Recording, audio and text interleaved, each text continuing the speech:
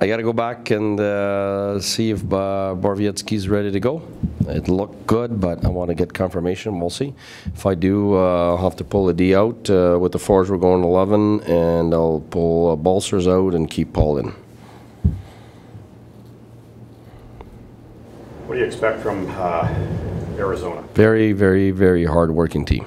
They're one of the hardest working teams in the NHL. And if you look at their last games, they're 5-1-1 in their last 7, I think, if I'm not mistaken. And if you look at all the games, they just outwork and outcompete the opponent. And the last time we played them, we were in a back-to-back and all that, but they outcompeted us. So we want to make sure tonight that that doesn't happen. Need to do anything different on your power play, Coach, to get a little bit more success? Well, it'd be nice to get more than 1 a game. That would help. We'll start with that. Yeah, I mean, you got to get 3, 4 on a regular basis to try to get your try to get the stats to go with it. But yeah, we might change a few things, but not because we are panicking, but just because we're playing a certain opponent that plays a certain way. They're #1 in the league for PK, and they're very aggressive. So you need to release the pressure and actually not think you're on the power play. You got to play the game rather than trying to stall it, and play the game like 5-on-5, and make sure you release pressure and move the puck quick. What do you like about your 11-7 instead of 12-6? What do you prefer playing? Because you often come back to 11-7. Yeah, well, you can only do that if you have the personnel to do so. So when you do, I like it for different reasons, and I've done it since forever. I've been coaching 22 years, so whenever I could do it, I do it. Reason is this, especially now, the game is faster. It demands a lot more from defensemen. And we're asking the Ds to jump in the play now. We're asking the Ds to jump in transition. We're asking them to be active in the offensive zone. And, you know, you got 4 lines, but you only have 3 sets of Ds. It doesn't make that much sense. In Europe, you know, I was there for 3 years, and you got 4 sets of Ds, and you got, you know, 4 sets of forwards, and because it's a big ice surface, and it's more taxing to be skating for 60 minutes on a big ice surface.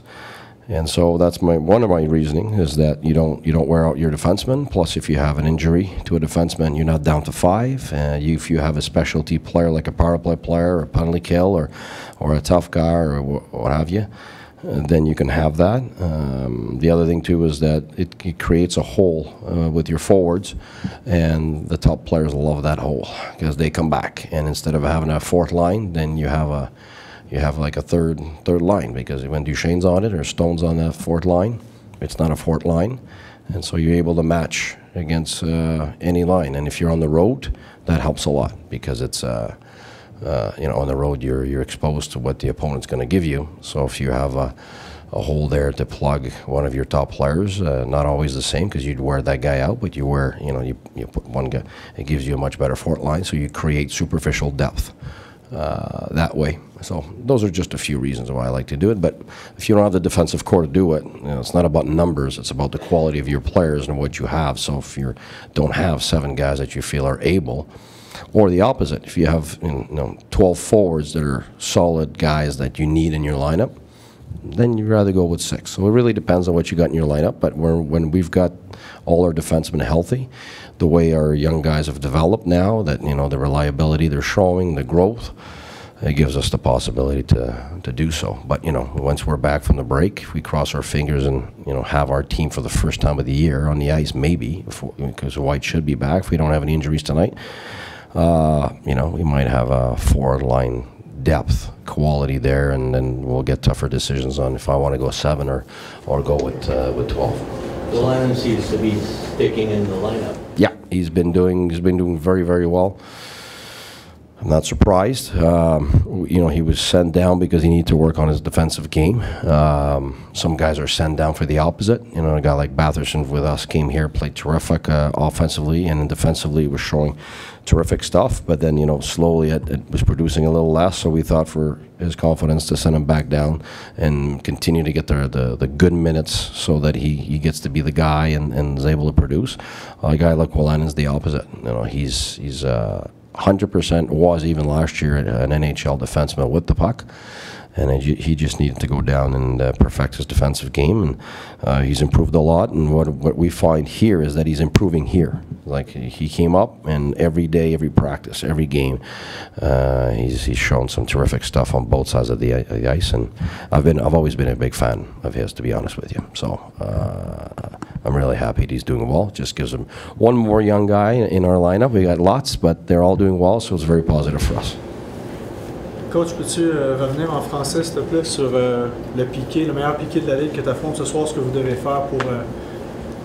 Ben, on n'élaborera pas notre plan ici devant tout le monde, là, mais c'est sûr que c'est un désavantage numérique qui est basé sur la force de leur équipe. La grande force de leur équipe, c'est leurs défenseurs. Je pense que c'est une des défensives les moins appréciées dans la Ligue à leur juste valeur.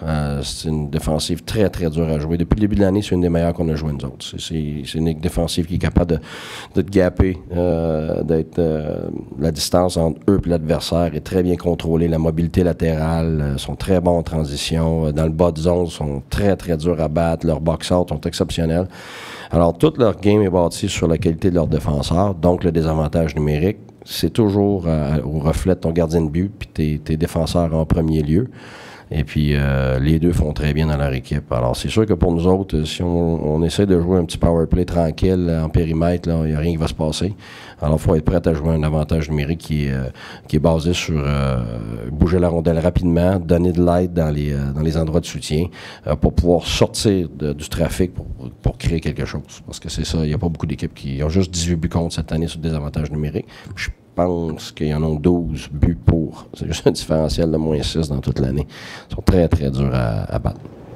Le joueur finalement, je pense que ce qu'il a fait que tu es Donner un repos. Back-to-back, repos. Je voulais rentrer Harper aussi. C'est un mélange de ça. Harper, il avait été en santé. Le match d'avant était disponible, mais notre équipe allait très bien. Je ne voulais pas toucher à ça. Puis j'ai hésité parce que pour le back-to-back, je voulais pas changer l'alignement, mais je voulais rentrer Paul qui n'avait pas joué. Je voulais rentrer Harper aussi qui n'avait pas joué. Puis on lui a donné un petit break, c'est tout. De tous nos jeunes, de loin, c'est lui qui a été le plus taxé depuis le début de l'année. C'est lui qui a le plus haute difficulté de tâches. Alors, c'est lui qui demande le plus de repos. C'est clair. Fait que à toutes les fois qu'on lui a donné un repos, il est revenu après, il était très bon. Fait que je m'attends à un très bon match de lui aujourd'hui. Comment tu dis ça? qu'est-ce qu'il fait de bon? Ben, il a marqué un but, premièrement. Puis il y a eu quelques mises en échec. Il a travaillé fort. Alors, je pense moi, j'y vais avec le mérite. Là. Je voulais pas le sortir à cause de ça. Balsers ne méritait pas d'être sorti, pour être franc. Là. Mais là, c'était entre un et l'autre. Fait que là, je pensais que c'était juste de garder Paul. Peut-être un de ses meilleurs matchs avec nous autres. Alors, on va le récompenser. C'est juste ces gars-là qui vont aller les Ah, ça, Pierre, moi j'ai demandé à Pierre qu'on parle pas de ça trop, là. Moi je suis concentré à soir, là. Moi le break n'existe pas, là. À minuit et 1 à soir, là, on passe à d'autres choses, mais là, on a un gros match à soir, fait que tout est basé sur ce soir. I was just going to ask about Nick Paul. I mean, getting a goal, that confidence-wise. Yeah. No. He got a goal last game, played hard, and it was between him and Balsers. And the reality is, Balsers been playing really good. But I think with Paul, with what he did last game, one or the other, I think I got to go with merit here and give him a chance to have another good game. Anders Nilsson, is he the answer to the goals against? Is he the answer long term for this team? Time will tell, but I think right now what's important is we got our number one goalie back. And we got an NHL backup, and that's what we were looking for. I mean, you weren't here, but during the 8-game segment where we were playing well, we're losing by 1 goal. We were missing both. We were missing our NHL goaltending, and we were missing a few guys that, Shabots and Duchesne, all that for the firepower. So you're giving 1 goal extra, and you're getting 1 less goal, and then that's every game, basically the difference. So to have those guys back, it obviously gives us a much better chance to perform on both sides of the ice. So right now, that's all I'm looking at.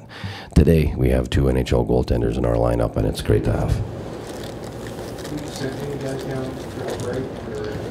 That'll be on Pierre. I asked Pierre not to spend too much time with me on that because I'm focused on tonight. That's it, period.